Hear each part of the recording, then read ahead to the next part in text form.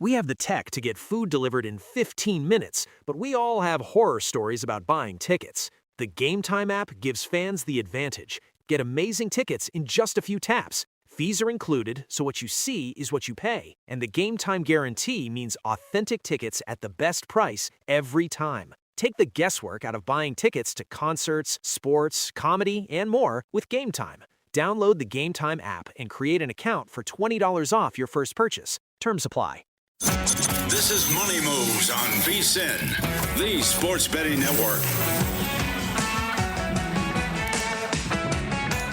It's always disappointing to me when somebody overhypes a movie and then you finally go to see it and it inevitably never lives up to the moment. Well, last night in sports was theater. My expectations were sky high, and I feel like they were all exceeded. As we welcome you into this Tuesday edition of Money Moves, he's Jonathan Von Tobel. I'm Stormy Buonantony. What a night. That, to me, is the key term. What a night. Game 7 between Montreal and Buffalo was absolutely fantastic. Very, very good. And then, of course, they cross over with the Western Conference Finals Game 1. And as you mentioned, everything we wanted it to be, everything you wanted it to be, it transpires for a single game at the very least. So hopefully that series continues on the way we all expect and hope that it will. And we'll see what these series bring in the National Hockey League. But for a single night, two enemies head to head every time, nothing in common. But for one single night, hands were joined, eyes were viewing, and everybody was happy. Maybe one day you and I can get to that point. I mean, I'm not the one that refers to NBA fans as other people or you guys or whatever the hell you said to me yesterday. What do you call NHL fans again? I don't know what I call them. I call lots of people lots of things. You call them, I think, something along the lines of pathetic and whiny. I've used those terms. Okay, I've used those terms. I don't deny it, but I do not view them as different. And by the way, unlike you and my NHL brethren who are whiny at times, I enjoy the sport. I take it in. I'm educated about it. I try to learn. Right? Unlike some people. But I am giving it my all. Just wait for my NBA breakdown today. Do you see what the hockey person tries to do? Immediately drive a wedge? I was very happy last night. Awesome night in sports. Could not ask for any more. And that doesn't even tie in the baseball drama that we're going to talk about with Adam Burke later. Yeah, the wedge had nothing to do with what was happening in sports yesterday. That's just what sits right here between us each and every day, according to you. That said, you mentioned baseball. We have a lot more to get to over the course of what is a big 2 hours here on Money Moves. So let's set the table. Time for the rundown. It's time for the top headlines and topics of the day. This is the rundown.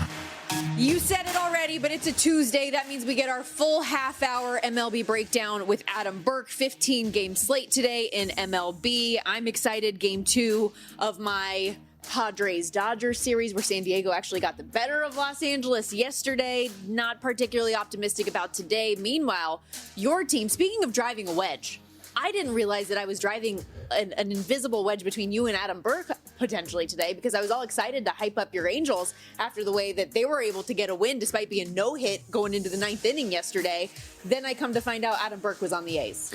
Angel in the infield, Zach Neto with his first walk-off home run yesterday of his career. Absolutely fantastic.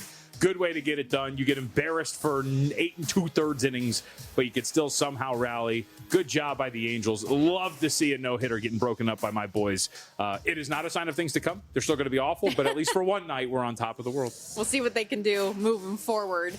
Moving forward into tonight in the NBA, the Eastern Conference final action will tip off. The Knicks, largely a 6.5-point favorite everywhere you look, with the exception of DraftKings out to 7.5 against the Cavs. Total 217.5. I'm going out on a limb, though, and saying nothing at MSG tonight will compare to what we saw yesterday. I mean, it's going to be hard to live up to. Double overtime between the best player on the planet and the MVP and the reigning champs. So I think tonight's going to be fun. There is something that is brewing in the Eastern Conference Finals conversation that I am absolutely stunned about, that we can discuss as well. It seems that I might be, along with Zach Cohen, on somewhat of an island in our thoughts on this series. You yesterday, pew, pew, pew, talked about sticking to your guns. That's right. So we will get into that. I don't know if you know this, but I'm one to do it. I have seen it before. But let's start, obviously, where things ended last night. Back-to-back overtime bangers. First with Alex Newhook and the Habs walking it off in Game 7 on the road against the Sabres. Then in the NBA, where we needed 2 overtimes in the Spurs and Thunder. San Antonio gets it done as a 6.5-point dog. 122-115 final, handing the defending champs now their first loss this entire postseason. Wemby was unbelievable, and if Game 1 is any indication, this series is going to be pretty awesome, it appears. Yeah, so I think you always like to dissect the body here and say, okay, like, what are we learning? What do we look at? How do we spin this forward to Game 2 in this series? And I think the first thing that you immediately think of is, one would expect that the Oklahoma City Thunder, specifically Shai Gilgeous-Alexander, do not have the night they did in terms of efficiency again. Shai Gilgeous-Alexander at times was poor in this game. Ends up with a nice stat line, 24 points, 3 rebounds, 12 assists, largely, though, due to the 51 minutes played in this game because you played double overtime. But he was very inefficient. Points per 100 shot attempts at 88.9, that ranks in the 21st percentile, 7 to 23 in layman's terms from the field. He was, I think, a little helter-skelter. I think he was loose with the ball. Shot selection at times. There was one point, I think it was at the end of regulation, where I believe it's a tie game, and he comes down, feels all of the energy and the verve of the building, and tries to hit a left wing 3 when you could really take a better shot attempt than that, ends up missing it. He was all over the place. And so one would expect that him, along with this starting lineup in general, Stormy, just plays better. You look at him and Chet Holmgren, a combined 9 of 30 from the floor for 32 points. They were both really poor, and yet still got this game to double overtime. So I think just as you spin this forward, I think that's probably one of the main things. If you're somebody like me that thought the Thunder were going to win this series, again, to use the cliche, stick to your guns. It's only one game. We've seen plenty of crazy things. You can still make this happen. But the fact that your starting 5 was largely as ineffective as they were is very troubling, and that's, I think, why you end up losing this game. Well, and to that end, despite OKC trailing for the majority of this game and ultimately losing, they're back as 6.5-point favorites for Game 2. The obvious, I guess, zigzag theory, right, that they're going to bounce back in that second game at home.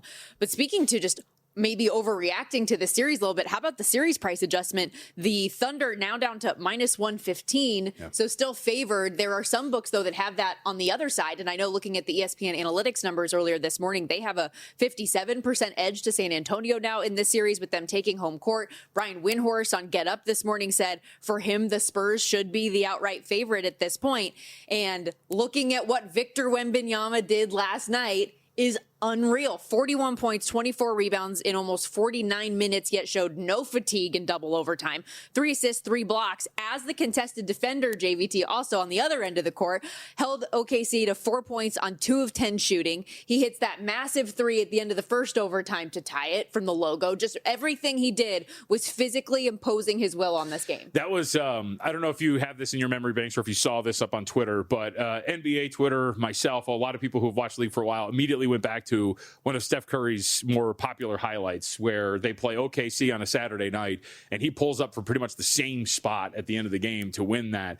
That was insane. That sequence as a whole, because by the way, part of it too was, you talk about shot selection, Jalen Williams in the previous possession had one of the, you don't take the shot that he does from about the elbow and immediately misses it. They come back down off of the rebound. You find Wembanyama.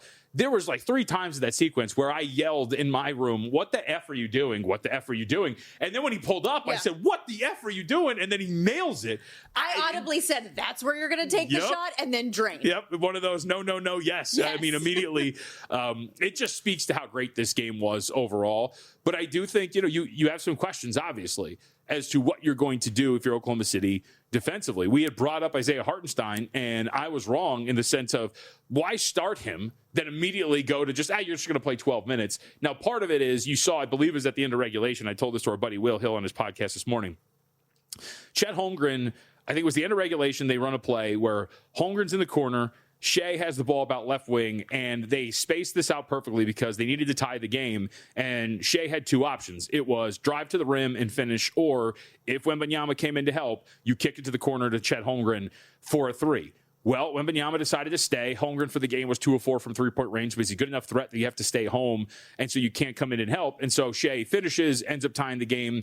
But regardless, the whole point here is you do need the spacing, but I do wonder if Hartenstein does have a bigger role as you move forward, only because you got to have something. we can talk about how commendable it was to watch Alex Caruso play the game that he did. And he was awesome. He was all over the place defensively, forcing turnovers, deflecting passes. We don't even start with, obviously, the offense and how great he was from beyond the arc. But still, at the end of the day, you had Alex Caruso and Lou Dort guarding Victor Wembanyama. And how many times did we watch him just catch a ball in the paint and just go, oh, you're like 5'2", and I'm just going to finish over you? Alex Caruso is 6'5", and he looked like a toddler. Yeah. Dude, it was jarring to look at visually. And to your point about the hitting big shots, he had 8 made threes, 31 points in the game.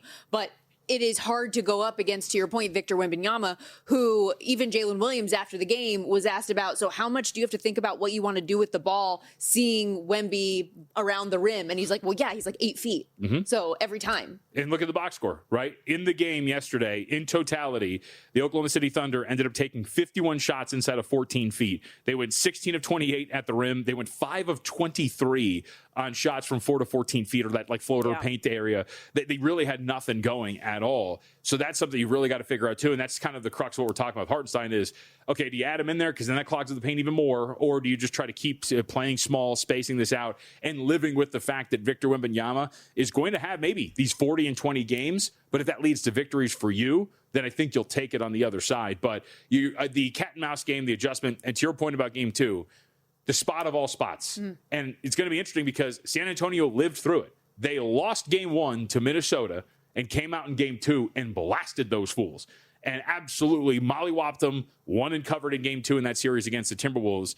Situationally, these teams that lose at home at the top of a series in game 2, more often than not, will come out with a really strong effort. And so while you might watch that game and say, why are we at 6.5? I think the situation would call for everything that we've talked about. Shooting regression to the mean for OKC and Shai Gilgeous-Alexander. A bounce back at home after losing game 1 at home. So many things point in that direction. I think that's why we're here for game 2. A lot of things do, but I also can't help but think that Sure, I'm with you. Especially if San Antonio wasn't turning over the ball as much as they were, this wouldn't have even gone to overtime to begin with. And they have now won 5 of 6 meetings going back to the regular season with Oklahoma City. And I just cannot get that performance from Victor Wembanyama out of my head. Now, how replicable is that? Probably not very much, to your point about also Shai, not a guy that typically strings together poor performances, those 23 points or 24 points off 23 shots. So that's not going to be normal for him. But so much more to get to with this series and beyond. And I do want to talk about one more thing on Victor Wembanyama before we look forward to Knicks Cavs after this. So you're listening to this podcast because you want an edge. But what if I told you you're only halfway there? You've got the mindset. Now it's time to get the toolkit to match. Here's the thing. Pro bettors spend thousands on data and tools, but what they don't want you to know is that you can get the same edge for a fraction of the cost with VSiN Pro. VSiN Pro gives you access to expert picks, public betting data, prop projections, powerful tools, analytics, and more. Just tap the link in the description and see why thousands of bettors are already using VSiN Pro to cash more bets. We have the tech to get food delivered in 15 minutes, but we all have horror stories about buying tickets. The Game Time app gives fans the advantage. Get amazing tickets in just a few taps. Fees are included, so what you see is what you pay. And the Game Time guarantee means authentic tickets at the best price every time. Take the guesswork out of buying tickets to concerts, sports, comedy, and more with Game Time. Download the Game Time app and create an account for $20 off your first purchase. Terms apply.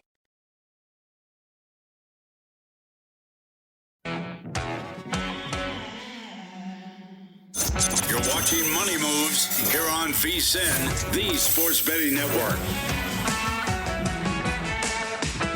So as the Spurs upset OKC last night, Victor Wembanyama was awesome. We already hit you with the stat line, but might as well give a little bit more context to it. 41 points and 24 boards, JVT, youngest player in postseason history with a 40-20 game, breaking a 56-year-old record that was previously held by Kareem Abdul-Jabbar. Speaking of Kareem, Wemby joins him, Charles Barkley, and Moses Malone as the only players in NBA history, period, to have a 40-20 game in the conference finals. Why are you laughing? I'm going to pull this up because I will say, one of the best things that I enjoy, as it's called, NBA Twitter, which was phenomenal yesterday because, of course, the game was tremendous. And are people mad at that stat because it's in overtime? No. You mentioned an NBA legend, and it just reminded me of a tweet because, of course, you have the dynamic of Victor Wembanyama versus Chet Holmgren. Obviously, rivals and whatnot, and off compared to one another, tall, gangly centers with the ability to play along the perimeter. Holmgren was Wembanyama right before Wembanyama, but Wembanyama is obviously the alien, the better prospect. And so there's so many narratives that are clashing with each other. But as you mentioned, Kareem, I thought of Hakeem, as one tweet put it, Chet was wearing do-rags and eating oxtail while Wemby was training with the monks and Hakeem. And you're seeing the difference. Absolutely tremendous. I love a good bit of slander on social media, and I am down for this dynamic. So Absolutely. ridiculous. But that stat, when I saw it about like his youth, just reminded me, I forget sometimes this dude's 22 years old. Yeah. Like, he's a monster. And stop laughing. Sorry, I just sent another one. It's tremendous. What, is it another one that's readable? Yeah, it's just Chet Holmgren. Who's the guy from? Who is that actor? Adam Burke just sent me one. But either way, yes. All of That's this the one to where he say, goes to prison. Yeah, there we go. You have to say it out loud. D.A. Walls. Is that what it is? What is it? I have to. DJ Walls. Excuse me. Thank you. Qualls. Sorry, I'm out. Okay. There's the movie he goes to prison. Which one is that one? That's a pretty. There's good also a movie where. Think of a French toast scene. That's the guy. Okay. I can't think of that movie. The Road Trip. Yeah. There we go. Adding to the impact, though, of Wemby's performance last night was, of course, the outdueling of SGA, who just won his second consecutive MVP, was honored with it on the court in pregame and everything. And he spoke afterwards about that being a little bit of motivation in the back of his head. Mitch was saying that it's a pretty natural response for a competitor to see another competitor get something that he wants, whether it's the MVP trophy or whatever it might be. Just curious if that was in your mind at all, knowing that Shea had got that award and you were in the top 3 for it. And, did any part of tonight feel personal? Some of your facial expressions kind of look like you were really, really going for it. Yeah, for sure. Everything you just said. Feels like I still got a lot to learn. And I want to get that trophy, many times in my career. And I'm sure he will. But would a Larry O'Brien this year suffice? I mean, it would be incredible. I don't think we're making a big enough deal about how accelerated this timetable is. Sure. And we should know. I don't even remember because there's so much going on here. I don't think we even mentioned Dylan Harper last night. Who was awesome. He was absolutely fantastic. I'm going to steal this from you. The third player since 1973, 1974. First season steals were fully recorded to record 20-plus points, 10-plus rebounds, 5-plus assists, and 5-plus steals in a conference finals game. Larry Bird did it in 81. Julius Erving did it in 1980. I mean, you see exactly how good this team is. And Dylan Harper, I mean, this is what makes this team incredible. Their average age in their starting lineup was 22 years old last night. Stephon Castle is a tremendous on-ball defender. Harper might be the steal of his class. Like, you can go down the list of how good this looks for this team, both in the long run, but just for this series. For them to be at this point up 1-0 in the Western Conference Finals, when generally in sport and in the NBA, you see these teams tend to struggle because you just haven't done it yet. It's an incredible watch. And one of their veterans, De'Aaron Fox, hasn't even been out there. And he's going to come point. back in the series. You mentioned the turnovers. That's it right there, sure. Right? De'Aaron Fox, for the most part, if he's playing point guard, you're probably cutting into those turnovers. Although I think one would argue, well, we'll talk to Zach Cohen later in the week after we see game 2 of this. Not a big Fox fan. And I do think there's an argument to be made that maybe they're a little worse just because you want to turn the keys over to Harper. But either way, some of that raw nature of having young ball handlers, that's going to transpire or manifest, I should say, in a high turnover rate, which you saw yesterday. All I know is, for sure, watching that game last night, it was one of the most fun times I've had watching basketball in forever. And Kelly Bidlin even tweeted about it too, just saying, like, give me 10 more years of this. Mm-hmm. I cannot wait to see what the series ends up looking like. You mentioned Zach Cohen. I do want to also just remind everybody over at the website right now, VSiN.com/subscribe. If you are a full-time pro subscriber, you get access to all of the content from our guy, Zach Cohen, each and every day. He's got all the different props up, daily articles on these games, series bets. You get access to the VSiN.com picks page as well. And right now, if you use the promo code PRO, instead of just getting our annual subscription for 12 months for $199, you get an extra 2 months as a part of that as well. So 14 months for that discounted rate. Get in there while you can. Let's push this forward, though, to tonight, because we do have the Eastern Conference Final getting underway. We saw the Cavs over the weekend cruise to a dominant Game 7 win over the Detroit Pistons. Can they carry some of that positive momentum, though, into this series with the Knicks, where no, according to everybody nationally, apparently, except for you. But I asked the question in the framework of, could there be a little bit of rust potentially for the Knicks? They've had, 9 days off since the sweep of the 76ers. It's been a lot of time. Rest versus rust. Sure. It's a tale as old as time. I already know, and we set the table yesterday. JVT is sticking to his guns on the Cleveland Cavaliers in this series. Correct. We do know that. But as far as game one goes, 6.5 or 7.5 point spread in favor of the Knicks at home. Where do you sit on it? Usually, I don't even know if it's a rest versus rust thing, but in the large annals of NBA history, generally teams coming off the game 7 going into a game 1, regardless of how much rest their opponent has, have not fared particularly well. So there might be something to that. Now, is there something to the fact that, yes, they're coming off of a game 7, but they absolutely curb stomped their opponent and now move into this series and got some rest and guys didn't have to play as much, or is it high intensity basketball in that game? Maybe there's something to it. Look, I think the Cavs can win this series. So as somebody who's got them to win the Eastern Conference Finals, you wash your hands of it, much like Pontius Pilate, and sit back and wait and see what happens in game 1. I would lean toward, if those 7s start to appear nationwide again, that would be the number. I think I'm looking at my screen right now. Is DraftKings still showing 7.5 for the game? Yeah, I'm looking at 7.5 Everywhere minus else 115. is 6.5. Though. Right. So, if that 7.5 is somewhere where you can grab it, I would personally take it because I think the number's a little high. We talked about home court a little bit, but at this point right now in this postseason, your average home net rating so far in non-garbage time is actually under 2 points. So home teams have not really been dominating this postseason like we've seen in postseasons past. I don't know if you remember, we opened up the postseason talking about how strong home court can be. This postseason hasn't really been the case. So if that's actually true, and the Cavaliers, I think, are going to, much like when you've got that big pimple and it finally pops, this is going to be one of those things where the Cavaliers are finally going to look at this and go, oh, like James Harden's not going to have a 6'7", 20-something that's just rangy and athletic guarding him and hounding him every step of the way. This is going to be a much easier series for them in terms of the physicality and the nature of defense that they're going to be playing against. You're going to be able to try and hunt Jalen Brunson in certain mismatches. You're going to be able to try and hunt Karl Anthony Towns. There's going to be options for the Cavaliers, one would hope, to run their offense at a much better clip than they have through the first 2 series. And so I would think, not only for this game, but zooming out for the series, that means that this team that I think has a really good upside on offense, which has yet to find that stride. And despite that fact, Stormy, here they are, game 1 of the Eastern Conference Finals.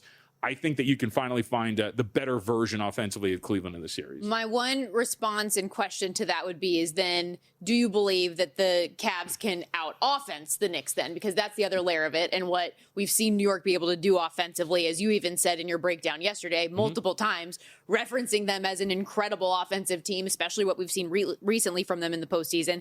And they're a team that can shoot the 3 ball pretty effectively, and that's an area of weakness, I think, in the Cavs defense that we've seen. You want a short sample size statistic that probably shouldn't matter, but I'm going to use it anyway. Sure. 6 points, 2 assists, 1 of 15 from the floor. You know what that is? What is it? That is when Jalen Brunson is defended by Dean Wade. Okay. Let's All right. go. We have a Brunson stopper. That's going to be the answer. This offense is cooked. It is over with. No, now look, Dean Wade is actually a pretty decent defender, and he's got some really big size to him, right? So that's really going to matter in a matchup like this. He's not going to stop Jalen Brunson, obviously, but you at least have somebody you can kind of trust to put on him. And like we talked about this yesterday, the sustainability of what the Knicks have been able to do. Mm-hmm. I wouldn't be shocked if they're going to be a great offensive team. I still think you have questions about whether the Cavaliers are going to be able to defend at a very high level. But are you going to have an effective field goal percentage of over 60 and have that maintained? Yeah. Now, look, here's the thing. The Cavaliers fell victim to this last year as did the Knicks. I can't even remember. We kept saying, can they keep it up, about the Indiana Pacers last year? And they made it all the way to a game 7 against the Oklahoma City Thunder and arguably could have won it if Tyrese Halliburton doesn't get hurt. So you can do this for these short runs. But I tend to think that one of the things we are overlooking, and by we, I mean, it sounds like almost everybody, because it sounds like I am coming out of nowhere with this selection of the Cleveland Cavaliers, that you do have to play defense as well. And I do think that that's going to pop up a little bit here and there for the New York Knicks. To your point of the Knicks' tear and what they've been doing, since falling down 2-1 that first series to the Hawks, they have won 7 straight games, winning by an average of 26 points per game in that time, 6-1 ATS as well. You hear that music, we got to step aside. We'll hit more on this game and series a little bit later on in the show, but excited hockey? When we come back. Oh, no, it's Adam. To get into a little Major League Baseball talk with Adam. Don't worry, the hockey is on the horizon, and actually a little bit with Berkey next, too.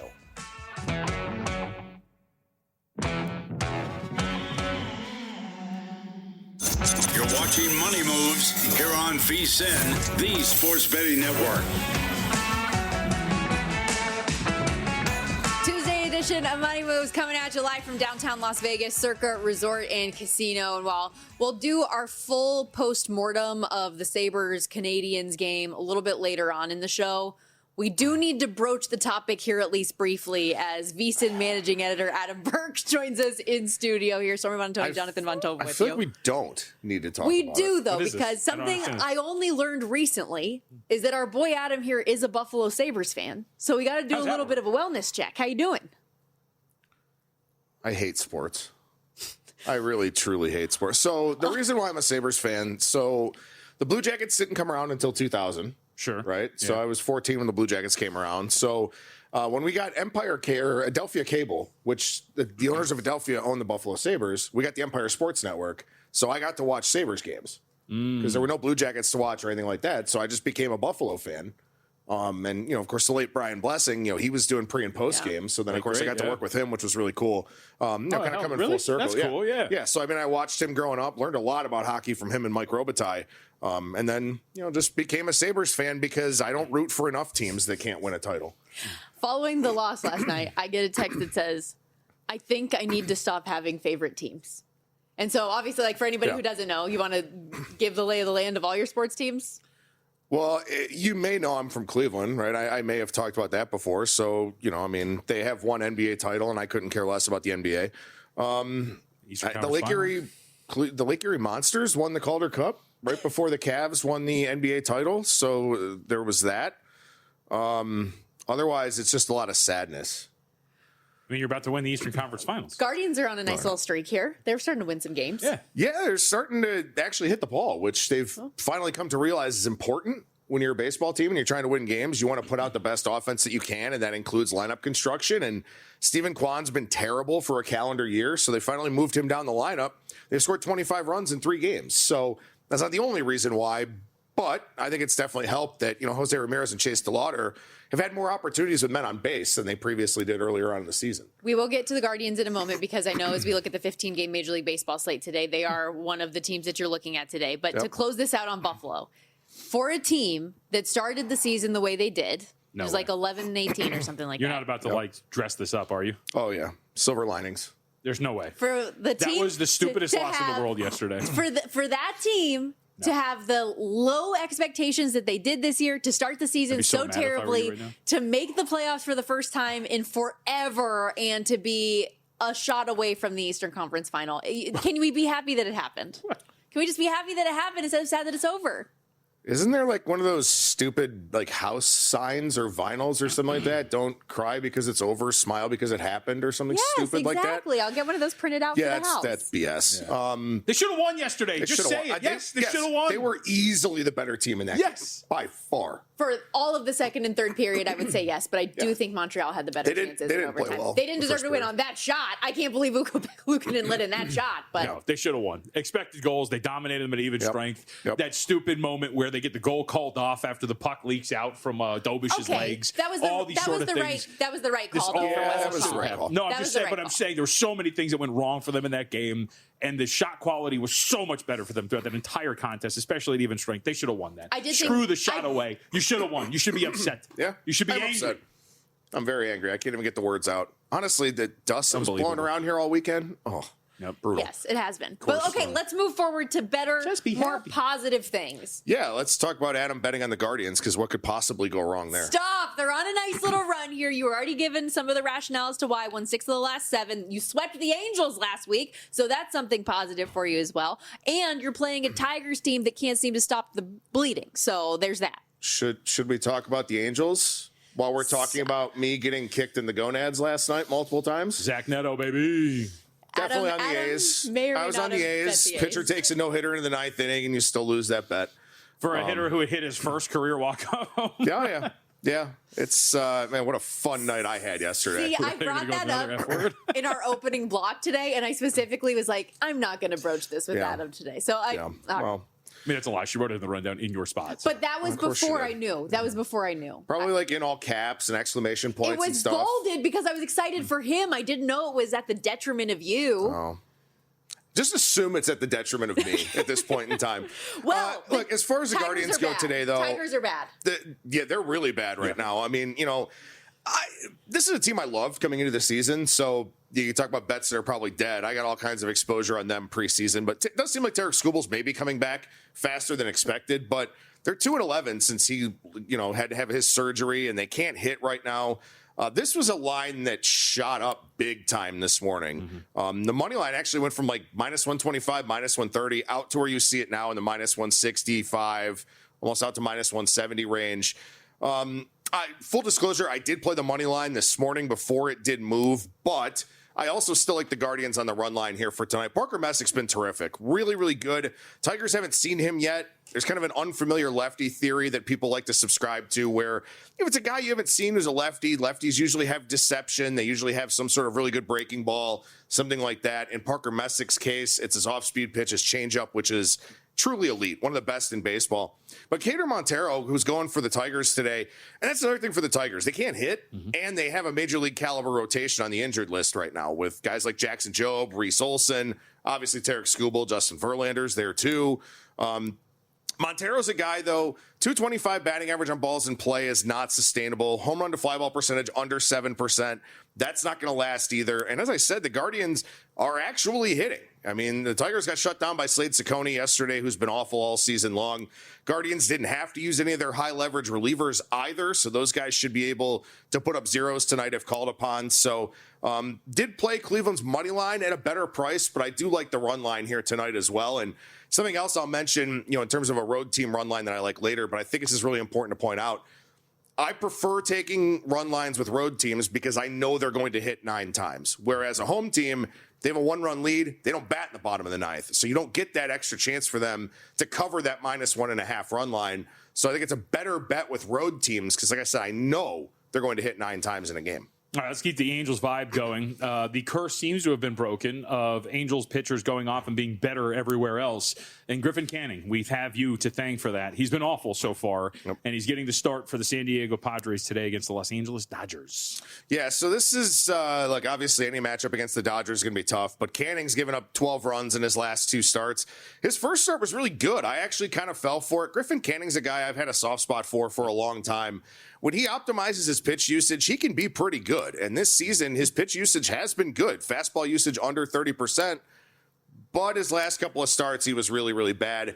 And the Padres, again, they're doing this thing where they have a pretty good record and they're not hitting. I mean, Fernando Tatis Jr. still hasn't hit a home run. He's not the only one struggling. Manny Machado's not having a good year either, and several others. Emmett Sheehan's been good, and Emmett Sheehan's really, really good against right-handed batters. The Padres have the second most right-on-right plate appearances this season. Only Houston has more. Sheehan's given up 7 home runs this season. They're all to left-handed batters. He may face 2, maybe 3, depending on how the Padres utilize their bench tonight. So I think it's a good matchup for Emmett Sheehan.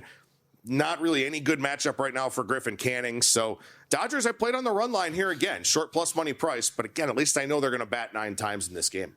I laid a little bit of a juicy money line price, not minus 163. I think it was minus 155 earlier this morning. I didn't go full run line play, but I am with you on this. Sorry. Fade of San Diego. They win yesterday in game 1 of the set on a solo shot in the first inning, and that was all. Like, you talk about the lack of offense. They win that game 1-0 yesterday, and that was all that they did. And Sheehan, to your point, last start gave up 2 runs on as many hits in 6 innings against the Giants. That after going 4 2/3 with 1 run allowed against the Braves. If recent history says that he'll continue this, I hope that to be the case today against the Dodgers. And maybe we can get some positive juju since we're on the same thing. Get the vibes going. Let's be happy. Positive juju would be great. Look, I will say this. I mean, the one thing about Emmett Sheehan, big time strikeout rate. He's got a strikeout rate against right-handed batters of 30%. Griffin Canning is not a strikeout guy. So if nothing else, the Dodgers should have a lot more balls in play in this game, which you would hope converts itself into some run scoring opportunities, and they capitalize on those with men in scoring position. I'm trying to go ahead. No, just say I like it. Go ahead. I was trying to look up the division price on the Dodgers right now and just see how heavy it was at this point. What was it? Minus 750. What was the start there? Minus 500? Minus 450? Something like that? Right, around that. Yeah. It's just absolutely insane. Look, the only thing about the Dodgers is, like, I feel like there are some nights where they just don't really care, right? Like there's a true load management element here. It's kind of like the Cavs when they had LeBron and LeBron was in his prime. And it was like when they played somebody good, when they played, a Pistons team or a Magic team or something like that, he would just kind of slap them down and just remind them like, yeah, the Eastern Conference runs through me and it's always going to. But there would be nights where they'd play a team that was, below 500. They'd look like they'd rather be anywhere else. I think the Dodgers can fall into that, but this series is against the Padres, so this is one that they definitely want to be, up for. And he says he doesn't like basketball. Come on. Maybe we do need to get into a little Cavs talk coming up after this. Adam is kind enough to stick around for one more segment. Don't go anywhere. More money moves and more MLB plays to come here next when we return.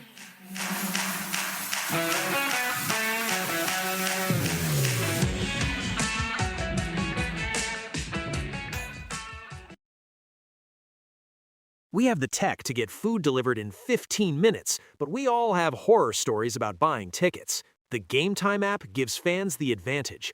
Get amazing tickets in just a few taps. Fees are included, so what you see is what you pay. And the Game Time guarantee means authentic tickets at the best price every time. Take the guesswork out of buying tickets to concerts, sports, comedy, and more with Game Time. Download the Game Time app and create an account for $20 off your first purchase. Terms apply.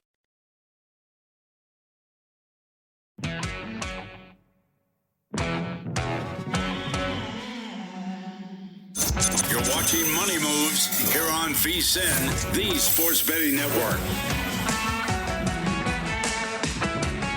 Back here on Money Moves, VSiN, the Sports Betting Network, Sirius XM Channel 158. Stormy, Buonantony, Jonathan Von Tobel with you. VSiN managing editor Adam Burke, kind enough to stick around for another segment. And there was another MLB play we didn't get a chance to break down just yet. And I know there's a handful of futures, JVT, you have questions about. But let's go to the Blue Jays and Yankees. We saw New York take game one yesterday, 7-6, trying to get back on track after dropping 2-3 to the Mets. They have lost, 8 of their last 12 games straight up now. How do you think they fare against Toronto tonight? So I like Toronto for the first 5 in this game. So Will Warren, really big strikeout percentage on the season here so far, but he has the second highest called strike percentage among starters with at least 40 innings pitched. Toronto will not stand there and take called strikes. In fact, that's something that they don't do at all. They have one of the highest swing rates in Major League Baseball, one of the highest zone contact percentages in Major League Baseball. They are a very aggressive team. Their offense is built around the concept of not striking out. So Will Warren, his swing and miss percentage is actually slightly below the league average for starters, even though his strikeout percentage is so high, because he's working backwards in counts, he's hitting the edges, stuff like that. But the Blue Jays are going to swing away. And Warren's a guy, hard hit percentage over 41%. When he does allow contact, it's been hit pretty hard. So I think Toronto can take advantage of that. Meanwhile, Dylan Cease misses a ton of bats. He's been really good so far this season for the Blue Jays. Maybe one of the best free agent signings of all of them here, this previous offseason. And the Yankees swing and miss a lot. They've not hit righties well of late. Strikeout percentage around 28%. Cease should get the swings and misses. I don't think that Warren will. More balls in play for the Blue Jays. I'll take them as a first 5 money line dog here tonight, plus 105. Was there anything you got priced out of? Any other game that you were looking at, but you were like, price is too high, don't like to sign anything at all? Right now at this point in time, like the Guardians money line, just the way that line shot up, I think was really, really difficult. Foster Griffin is a negative regression candidate for the Nationals today, and Nolan McLean has some of the sickest stuff in Major League Baseball. It's just unreal, the slider that he has, the fastball command that he has. That one's a little high for me just because the Mets have struggled offensively quite a bit throughout the course of this season. And, of course, now Juan Soto's dinged up yet again. But that was one that I took a pretty strong look at just because McLean just has the ability to be so dominant and, maybe a chance to do that here against the Nationals. All right, Philadelphia Phillies. They're in the range of 15-1 to win this whole thing. Should we be buying in? So the one thing that really worries me about the Phillies is they got a lot of guys on the wrong side of 30. So you got Zach Wheeler coming off of a major surgery. You've got Aaron Nola, who once again, the command profile is just not there for him. Bunch of position players on the wrong side of 32, including Kyle Schwarber. But the bullpen's really, really good. Christopher Sanchez is a legitimate ace, and Zach Wheeler looks like he's come back just fine, from that injury there. And of course, it just keeps raining on the Braves. I mean, I give them a ton of credit for what they've done here so far, but now Drake Baldwin goes on the IL with an oblique. They just got Ronald Acuna Jr. back. Their starters are very precarious from a health standpoint. I could absolutely see, if nothing else, Philadelphia running Atlanta down for the NL East, beating the Dodgers in a playoff series. A little bit more of an ask. So I don't know if I love the 15-1 price, but I do think that them running Atlanta down would not surprise me at all in that division. Look around, you can find 1900 as well, 19-1. In the NL East, Braves are $4 favorites right now. Phillies plus 425 on DraftKings. But to the larger picture of like what the Phillies have done recently, 16-4 since making the coaching change. What's been the biggest difference for you that we've seen since then? I mean, they haven't lost a single series since. Well, I mean, guys with track records are producing. Guys with track records who have been really, really good for a long period of time. They're starting to get those hits with runners in scoring position. Wheeler coming back was a really big help for them, too. Just such a stabilizing presence with that starting staff where Andrew Painter's a young kid. He's going through a lot of stuff. Jesus Luzardo, his ERA over 5, but his other run estimators look really, really good. He's a guy, if you play fantasy baseball or something like that, or, even if you use this tip from a betting standpoint, things should get a lot better for him here very, very soon, very, very quickly. So he's a guy you might want to target for a trade or something like that. But the bullpen, they kind of stabilize too. But look, I mean, I'm not in the locker room. None of us are in the locker room, in the clubhouse. We really have no idea. Maybe getting rid of Rob Thompson just did help for whatever reason. We talked about it at the time where there were a couple of managerial firings at the same time, Alex Cora for the Red Sox and then Rob Thompson for the Phillies. And the Red Sox just seemed like their problems ran a lot deeper. For the Phillies, I think it was just a bunch of dudes who were paid a lot of money who have, put up numbers throughout the course of their careers underperforming. But maybe Mattingly came in and changed something. Maybe he changed some kind of thing with the culture or whatever. But yeah, this is a team that's taken off since then. And, at some point the Braves kind of have to come back to earth with everything they've been dealing with. Well, I was just because you guys mentioned the Dodgers really quickly, but it seems like maybe by default they're going to continue to do this in the regular season because you have Glass now. Snell's going to undergo the same procedure. Yep. I was going to ask, is there any way to do this? Do we go under a win total if we can find an adjusted win total? You bet the Braves to have the best record of Major League Baseball, is there something? But it seems like they might just stumble still into a top record by default. Yeah, that's a tough part, right? I mean, because they're just so deep, right? I mean, we talk about Emmett Sheehan. Emmett Sheehan would be a number 1 or number 2 starter for a lot of teams out there. He's like a 4-5 for this team, something like that. Wroblewski's been good. If they ever figure out Roki Sasaki, he's going to be another option. Of course, remember, that guy was closing games for them in the playoffs last season because of how high upside of an arm that he is. It's just a matter of if they care because they're also missing 4 relievers out of their major league bullpen right now due to injury. And yet you still don't want to pick against this team pretty much ever. So just a ridiculous amount of talent here and probably the reason why we have a lockout next year.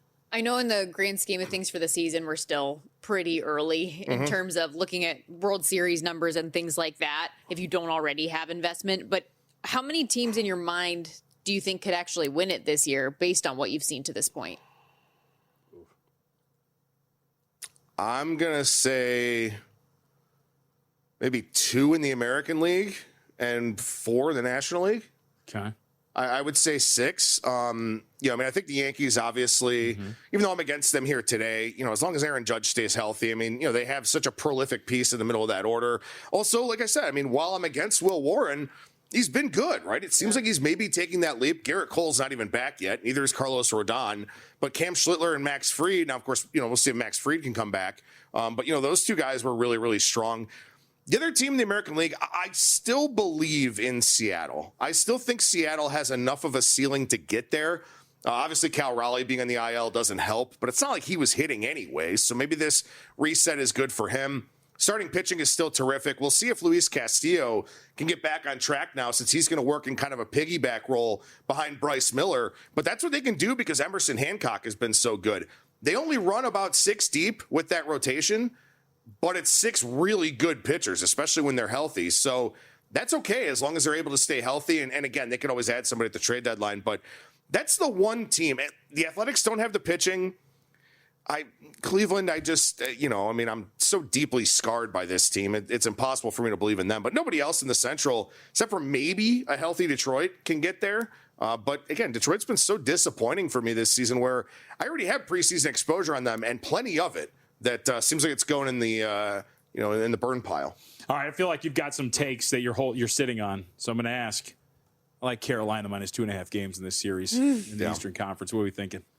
Yeah, that series, that game 7 took a lot out of both Buffalo and Montreal. And in fact, I was texting with a buddy of mine, a fellow Sabres fan, and as this game was going on, I was like, neither one of these teams is going to have anything left for Carolina. Now, I realized Carolina has not played much. They played, 5 games in the last, 3 weeks, something like that, with all the downtime that they've had. But from a puck possession standpoint, they're so good, and they're actually getting the goaltending this season from Freddie Anderson.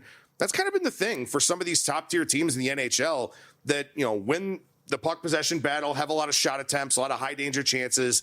They don't get the goaltending at the right time. You think about a team like Edmonton, for example. They just never have anyone who stops enough pucks, even though they generate a lot of offense and a lot of chances and have the best player on the planet. Carolina, just really, really deep, a very deep team. And I think that's going to be a lot for Montreal to handle after how much energy they had to spend in that very emotional series against Buffalo. Also, both Buffalo and Montreal, pretty young teams in that series. Carolina, I mean, it's an if not now, when kind of thing, right? I mean, they've had this core together for a long period of time, and they've had a lot of time to sit and think about it, but I just don't know how Montreal has enough, and for Dobish as well. I mean, they said that he was kind of fatigued a little bit in Game 6, when there was that barrage. Played very well in Game 7, extremely well in Game 7. How much is left in the tank for a young guy going through this grind for the first time? I think that's going to be a big ask with the way that Carolina plays. The one follow-up I'll have to the Frederick Anderson point is I wonder how much the layoff might impact him. A lot of goaltenders, you want to be in a rhythm. No, but I mean, I have said the one flaw, I think, of this Carolina Hurricanes team has been goaltending throughout the course of the regular season. And Frederick Anderson has played out of his mind. He leads all goaltenders in the playoffs in expected goals allowed. I just don't know if that momentum can carry over with such a layoff. That's one of my bigger concerns. Adam, you're awesome, as always. Thank you for this, and I appreciate the shift in positivity. We found it. Let's go. Yep. When we come Always back, positive. though, we're going to dive more into the hockey reacts to how things played out last night and some of those early series numbers with Carolina next. We have the tech to get food delivered in 15 minutes, but we all have horror stories about buying tickets. The Game Time app gives fans the advantage. Get amazing tickets in just a few taps. Fees are included, so what you see is what you pay. And the Game Time guarantee means authentic tickets at the best price every time. Take the guesswork out of buying tickets to concerts, sports, comedy, and more with Game Time. Download the Game Time app and create an account for $20 off your first purchase. Terms apply.